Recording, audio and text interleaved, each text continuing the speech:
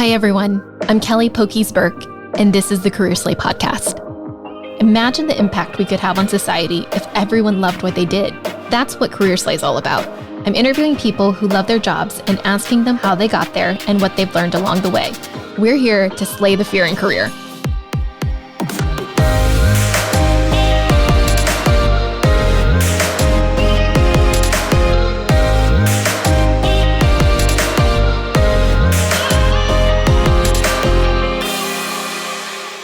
My next guest on Career Slay is Nat Amaratana. Nat has a total of 15 years of finance and banking experience with large companies like JP Morgan and Goldman Sachs. He recently made a career switch and joined Amazon earlier this year as a global partner funding manager. He has worn many hats throughout his career and has found his passion mostly as a people manager. Welcome to Career Slay, Nat. Hey, thanks for having me. I just want to say I'm really, really excited to be here and honored to be here. Not because I want to share my story, but more so because I'm just really proud of you guys. So just really happy to be a part of it. Thank you so much, Nat. I really appreciate you taking the time to be here. And you have an amazing story. So let's dive in. Tell us a little bit more about yourself. I grew up in Thailand, moved to the States when I was 13. We lived in New Jersey throughout high school, and then moved to Texas when my dad found a business opportunity and just never left. Went to UTA. Approaching the mid-career point, I guess, I started to feel lazy. That's when I went back to get my MBA. And after that point on, I felt like I'm figuring myself out as a person and also as a professional. So tell me more about your experience as an immigrant. Yeah, so I moved to New Jersey from Thailand when I was 13, right? Like going through puberty in a foreign country, not really knowing the language besides, hello, how are you? Where's the bathroom? Right? So I felt like I knew who I was and I had my own personality like in Thailand, and starting all over new in the States was just a culture shock. And I had a hard time kind of adjusting. I was always trying to fit in, in high school and in college. I was like, well, finance seems cool. Yeah. Maybe I'll fit in with that crowd. It's definitely cooler than accounting. I would say so. When I came to the States, I didn't really have that much guidance. Not to say that like my parents weren't there for me. I just think that they were also trying to adjust. I was kind of learning all of that along the way and trying to figure out this whole American culture thing and what the American dream that everyone talks about actually is. It's just taken a lot of time for me to really figure out what my career path should be. So why did you choose finance? I chose finance at the time because, to be honest, I didn't have any other choice. It was more of like, hey, I just thought finance was kind of cool, I guess. And just like any finance major out of college, where do you look for a job? At a big bank. Yeah. So what was it about that mid-career point that you started to get bored? In the earlier stages of my career, I got an offer right when I was about to graduate at JP Morgan Chase Bank. And I was doing nothing. I was scanning checks, right? People would mail in checks and you process the checks and blah, blah, blah. Mm-hmm. And then I started to like, well, this is like so Mickey Mouse. I want to do something else. So I looked internally and then I got a job in trade settlements. What is that? Yeah, so you'd have like clients that would do trades. These are institutional clients for a bank. They would do trades on the market, and you have like a settlements team who manages like cash operations and making sure trades are settled on time, etc. So that was kind of my first like real finance and banking experience. And once I kind of got there, I was all over the place. I was like, oh, wow, I got a big boy job now. I have money in my pocket. I'm going to go and party.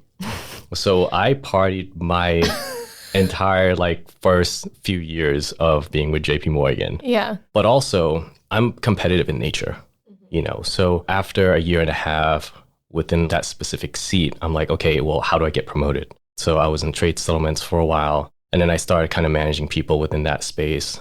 I got tapped on the shoulder to go do some fund of hedge funds, which is a whole nother world, and then moved over to like do mutual funds operations. Up to that point was when I was like, okay, it doesn't matter what team I'm moving to, it feels the same. Mm-hmm. It feels like I can go in, I can learn it, I can be really good at it, I can manage a strong team. But at the same time, I'm like, I just don't feel sharp. I just felt like this was still easy and I was coasting. So one day I was talking to Clarice, and Clarice is his wife. Clarice is my wife. I was like, maybe I should just go get my MBA. So I looked into going to University of Dallas. It made the most sense. I was on the way home from work and sent them my resume. And they're like, okay, cool. You can enroll in 2 weeks. So I was like, okay, I guess I'm really doing this. And so once I enrolled, I was like, okay, I'm going full steam. So you were working full time and going to school? Yeah. Okay. So I would do school 4 nights a week and I would take 1 Saturday class. And as soon as I said, I'm committing to this, I stopped partying. I didn't see my friends. That was the time in my life where I felt like I needed to pivot and I needed to really change, because I wasn't going anywhere. Okay. And after I graduated, I was like, okay, well, I got this paper now. What do I do with it? So then I just start blasting out resumes. And then after that, I got into Goldman Sachs. Still in finance, though. So Still, yeah. You were saying you wanted to pivot, but what kept you in finance? Was it you just wanted to pivot to another company? Yeah, I think finance and banking is so big, right? And there's so many functions, and those functions are very niche. So if you're in trade settlements or you're in mutual funds or you're in mortgage, you kind of get sometimes pigeonholed into those areas of expertise as a professional. So I was like, okay, well, it's either I leave banking and finance altogether or I'm going just to a completely different area of finance and banking. Goldman at the time it felt like it was going to be a challenge. That was actually the first time that I had stepped out of being a people manager. So all this time you're managing teams? Yeah. Okay. And when I went to Goldman, I was an individual contributor. And I felt like I missed managing people. Okay. And so I started kind of looking. And after 3.5 years at Goldman, I boomeranged back to JP Morgan. So you go back to JP Morgan, really driven by your passion for building teams and managing people. What are you doing at JP Morgan? So here's a little bit of a story, I guess, is to never burn bridges. I was at Goldman and then my old boss hit me up on LinkedIn. I was like, hey, building up a team, want to join me? And I was like, okay, let's do it. Yeah. So he called me and another colleague of mine, and we were both kind of very competitive and we pushed each other. So I knew that working with her was going to help me be better. And also I knew that, hey, this is the path to VP title. And so this is what I wanted. Yeah. You get to VP title at JP Morgan. Tell us a little bit more about that journey. Yeah, so I think anyone in banking would kind of want to go after the title at some point, whether they want to admit it or not, because what does that come with? Compensation. Yeah. That's always kind of been on the back of my mind. To me, that's a milestone in your career, going back to how you measure your success. Yeah. Right? You create your own metrics, well, I want to get to VP by the time I'm this age, 30 or whatever. How long did it take you to get to that point in your career? At that point, I want to say 11 to 12 years into my career. Prior to that, I've always wished man, I should have been a VP by now. I should have been a VP by now. But once I actually got there, I was like, you know what? If I had gotten promoted earlier on, I don't think I would have been ready. It's not just about how well you can do the job. It's how well do you play with others, right? What is your overall impact to the organization? And it's not just what's in front of you. Yeah. The job itself kind of scared me a little bit because that was in commercial banking and I had no experience in commercial banking. So that's why I took it and I was like, okay, this is a good start for me. How big was your team? My team ended up being, I think, around 9 and growing an analyst pool. Yeah. So bringing in college grads and creating a career path for that population. And that part of the job was probably the most fun, more so than actually managing client projects. Yeah. So that's where your passion for people kind of stemmed from. Yeah, absolutely. I think that whole experience really solidified my desire to be a people manager. And I always try to hire people that are way smarter than me. Yeah. And there are kind of different things that I look for, but along the way, I try to share the mistakes that I've made. It's one of those things where, hey, I've made this mistake. It would help you to kind of stay away from this. I kind of enjoy that mentoring aspect of managing people too. And the best part about it all is seeing people get promoted and seeing people, really be successful in what they're able to deliver as business results, right? Because I really think that business results is really a byproduct of how strong you've built the relationships like within your team. Like what kind of work dynamics did you create? What culture are you fostering right within your team? It's the people who drive the results, right? Yeah, absolutely, 100%. So while you were at JP Morgan, you had a major life event happen. Tell us more about that. Yeah, in 2019, I was diagnosed with advanced stage Hodgkin's lymphoma. It was a complete shock to my world. Things moved very quickly. 12 rounds of chemo, 17 of radiation, going into the pandemic, just like yourself too, right? Yeah. That just created another perspective in life. I felt like I was already maturing as a person, right? I've really grown up, being a dad, I think is probably the proudest thing that I know is a part of my identity, right? But knowing that I have an expiration date, that scared the shit out of me. Yeah. And so talking about it now, like still brings back all those feelings and emotions, There was one quote that I was reading from a book called Option B. She said that, and not verbatim, but dying is easy, right? For the person who's dying, you just die. Yeah. And nothing else happens to you, right? But the hard part is with everyone else. The people who you have the most impact within their lives, those are the people who are going to suffer. And so that's how I've been kind of approaching life since then. But also, it aligns with my values when it comes to my career. If you think about it, I can work and do whatever job that I'm in and say, kind of like dying is easy. I just do whatever and just kind of don't really pay attention to it much. I just let this team fail or let this project fail, whatever. Okay, well, you may get fired or you don't get the business results that you want, but the organization as a whole and your team as a whole is also going to crumble. Yeah. Right. So it's not really kind of just about you, when it comes to your career. And that's how like this life experience had really, been a major part of how I approach my career too. Yeah. I mean, I can obviously relate so hard to your experience. And when I got diagnosed, you were one of the first people that I reached out to. When we had this conversation about like, we really like what we do. We are very passionate about our jobs and we provide for our families. And it was a hard like realization to balance the two. It was like, how can I show up and be a good worker, but then also take care of myself? Yeah. I mean, it's kind of sad in a way because we move so fast, right? I had to, in a way, wait for something to happen to make me realize like the really important things in my life even more. Don't wait for an event to put life in perspective, right? And so that was a really hard pill to swallow. Yeah, I completely agree. I was diagnosed while I was at work and you kind of just go blank and you nothing, you zoned in on the problem to solve like right in front of you and nothing else matters. And it stayed like that for months, and sometimes for people who have chronic illnesses, it's years. We're so lucky because we got that second lease on life. And luckily it changed the way we approach work and how that funds our life. Yeah. And I think also in a way, I knew I wasn't going to die, which was really strange. Obviously, the prognosis was in my favor, right? But at the same time, like I was like, I'm not dying. That kind of goes back to my personality as well. Like I'm competitive in nature. Like I'm not going to let this damn thing kill me. Yeah, I'm going to outwork cancer. Right. And so and the same thing as when I'm sitting at my job at my desk, right? It's like, okay, well, here's a problem. Let's solve it.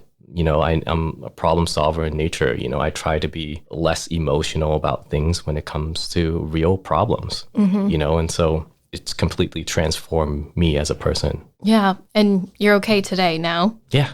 Yeah. I mean, obviously, post chemo, body's taking a lot of beating. I am stuck with a chronic illness and routine visits are pretty normal, but that's a part of life now. What am I going to do? Yeah. I was telling someone the other day that once you get diagnosed with cancer, like it never, even if you're deemed cancer free, it never leaves you. Like there's always this like little banshee in the back of your head that's like, hey, I might come back.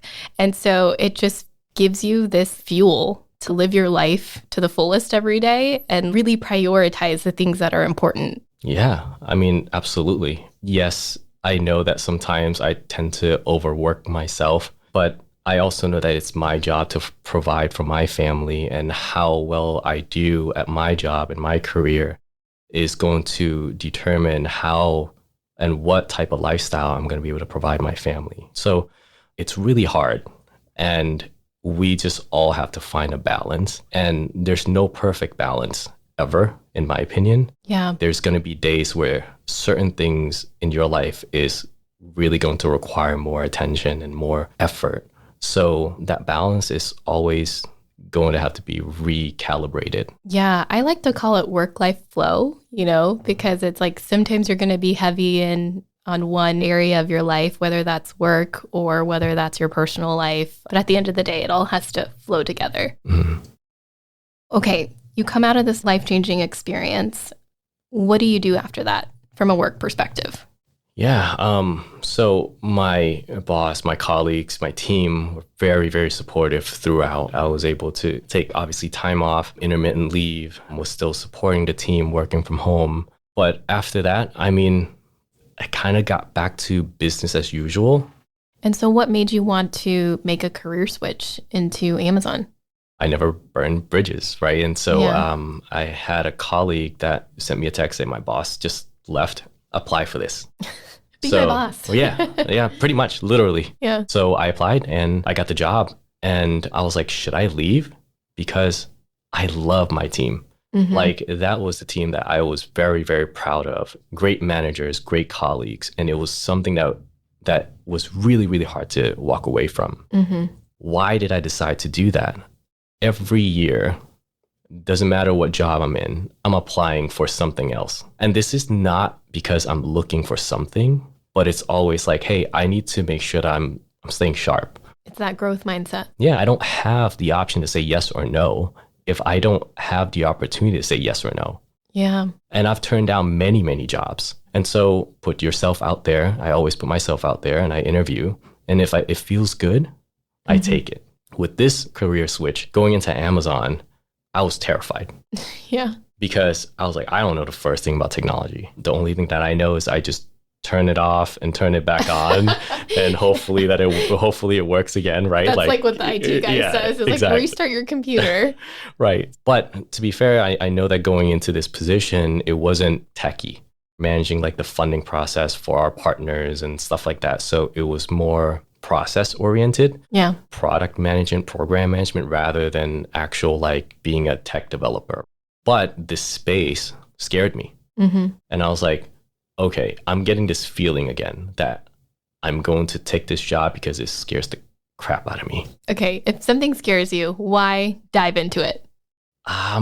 If it scares me, it's a chance for me to master it or overcome it, And so I don't seek things that are easy. Yeah. I just have that feeling of like, I have something to prove and I don't know what I'm proving, but it's something that I feel like I have to do. Yeah. I have this quote in my office that says, good work is easy, great work is hard. And that reminds me of like, hey, if something scares you, like move into the fear because you can conquer it and you can overcome it. That's awesome.